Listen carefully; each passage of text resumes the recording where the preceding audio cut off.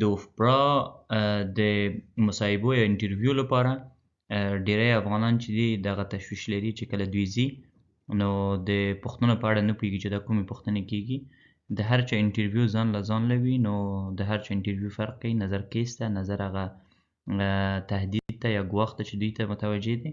خو دغه پوښتنې کیدای شي ډیریو انټرویوګانو یا مصاحبو کې راشي. نو دغه انټرویوګانې چې دي دا تقریبا په دریو کټګوریو کې دغه تنظیمیږي. او هغه کټګوري دا دي چې اول دوی غواړي چې د افغان هویت ثابت کړي چې آیا تاسو افغان هستئ رښتیا او که نه. دویم دا دی چې تاسو ته ګواښ یا تهدید یا خطر شته د چي له وجې نه، رښتیا تاسو ګواښ لاندې هستئ.